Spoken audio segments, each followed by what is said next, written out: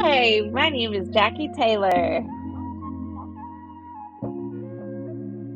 And I'm Roger Tercios. And I'm Lawrence McGaffey. and we are the Ethics Podcast Trio for today. And we are going to talk about how our personal ethical code or moral compass, um, how it influences our professional ethical codes. And we're going to talk a little bit about some Machiavelli ethics, some scandals, like the Wells Fargo scandal, and the Chick-fil-A founder and creator, S. Truett Cathy, and how they embody all things ethical prowess. Okay, so I'm going to start with myself. As a psych major, I've been wondering what factors contribute to a person's development of a personal ethical code or even the potential emergence of a moral compass within them. So I start to think about the psychosocial reasons for the creation of a person's internal ethical map, like the environment around that person, their family, friends, work culture, etc., that shape how that person typically presents themselves.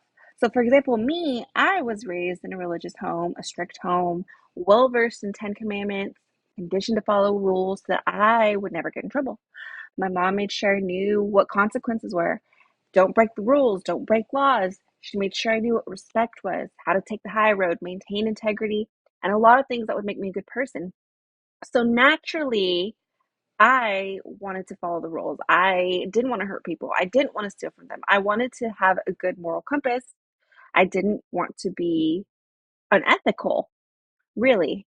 Um, and as I grew older, I realized how being ethical created positive impacts. It made people perceive me as honest, helpful, reliable, trustworthy, respectful.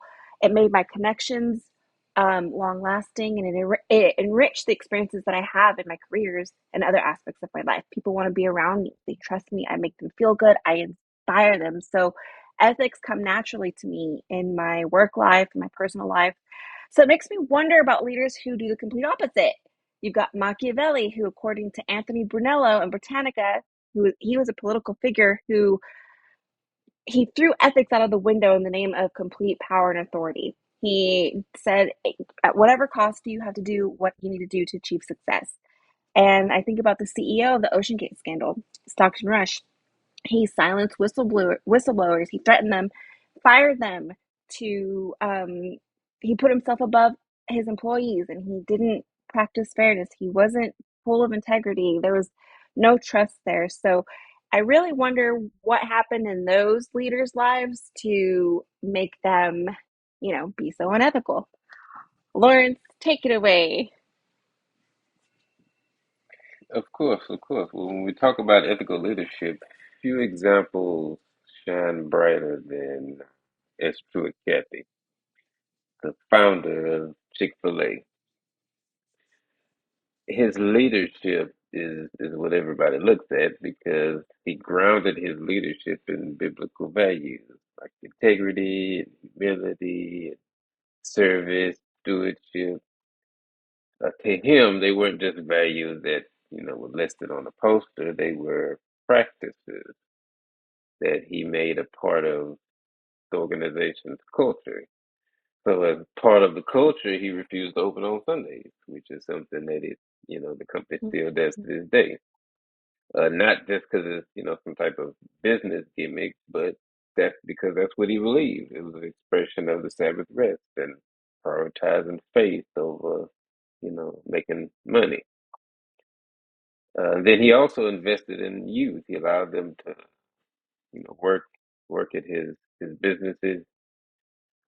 He gave them essentially a second chance to be able to make money if they messed up in life, if they had a background. He offered scholarships, leadership development, and all those kind of things, not only to youth but to all his employees. And then he just kind of shows how personal values can become the company culture.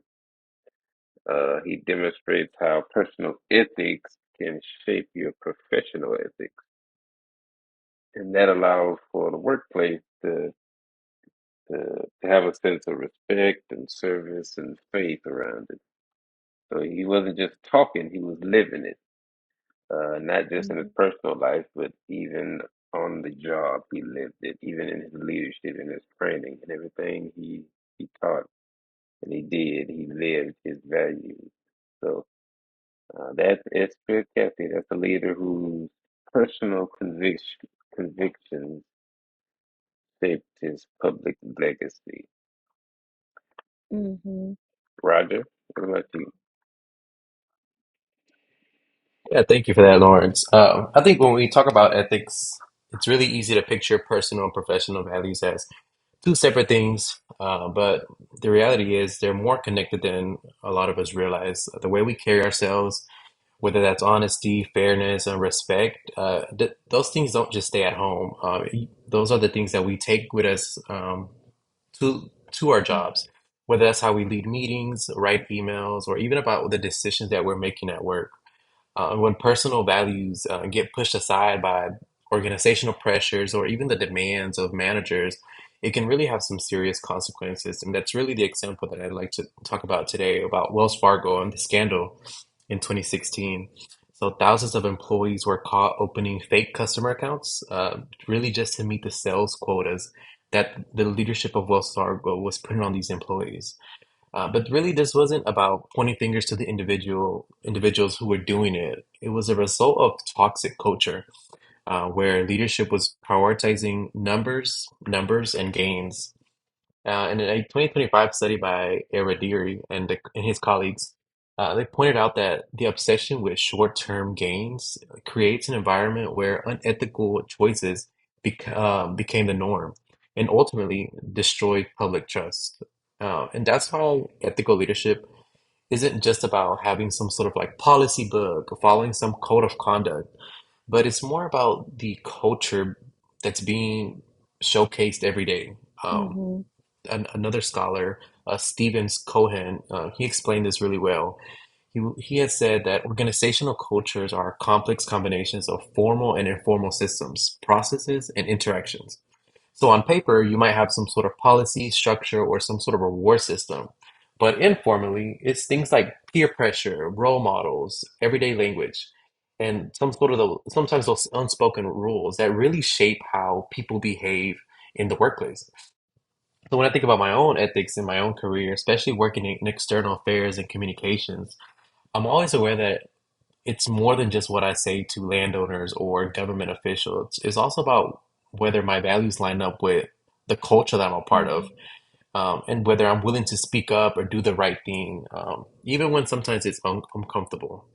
And so, because ethics shouldn't just kick in when a scandal hits, they should be a part of how we show up every day. Mhm. So, it's really the connection between personal and professional ethics. So, I'll give it back to you, Jackie. Very well said, everybody. Comprehensive views all around about personal ethics, professional ethics, and how they are inextricable. We will see you next time on our next podcast, and have a good night.